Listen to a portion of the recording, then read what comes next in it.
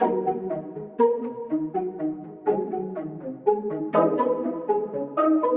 gens qui me connaissent depuis tout petit, ils me disent tous, mais toi, tu es venu au monde avec les jumelles.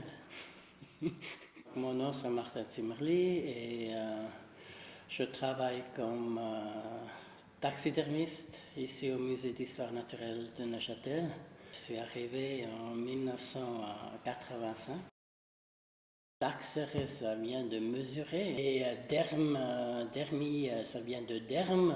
Derme, c'est la peau. En fait, c'est celui qui mesure peau et corps artificiel pour assembler ces deux parties essentielles. Il y a une partie manuelle, une partie artistique, une partie scientifique, une partie éthique, qui doivent tous être en harmonie et évoluer ensemble.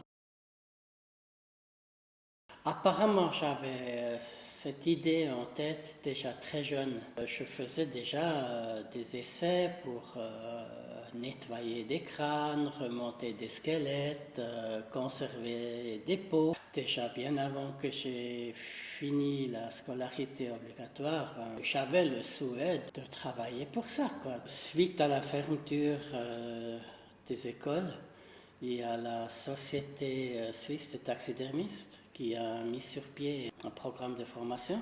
C'est une formation qui dure 4 ans, qui prévoit une formation théorique en bloc à l'école de taxidermie à Vienne, en Autriche. Il y avait une attestation, mais c'est un truc qui a été émis par la société, donc qui n'est pas reconnu au niveau étatique. Et actuellement, les perspectives dans cette profession, elles sont très très bonnes. Mes collègues taxidermistes qui ont un atelier privé, ils sont tous inondés de travail.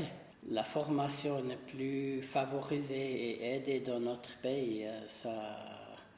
Ça fait qu'il y a beaucoup moins de jeunes qui se lancent dans cette profession, donc il n'y a quasiment plus de relève.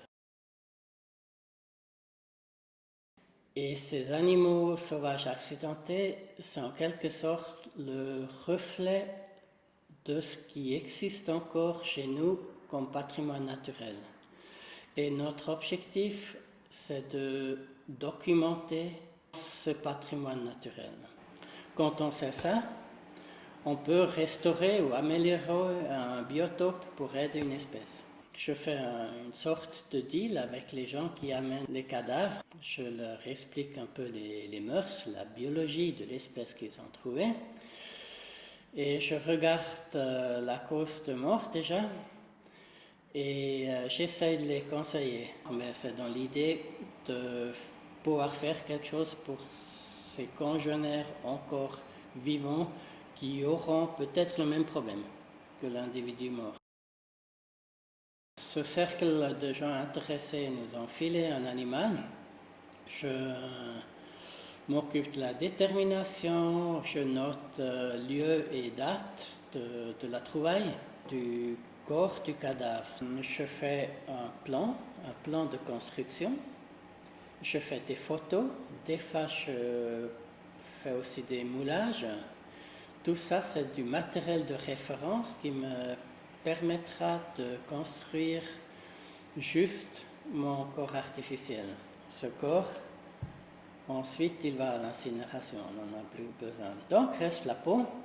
La peau, elle est nettoyée, dégraissée, tannée, bref, conservée. L'acte le plus connu ou le plus important de la taxidermie, c'est d'habiller le corps artificiel avec la peau. Il faudra mettre les yeux, il faut coudre la partie qu'on a ouverte au début pour séparer la peau du corps. Mais voilà, ça c'est un peu les étapes d'importance capitale de la taxidermie.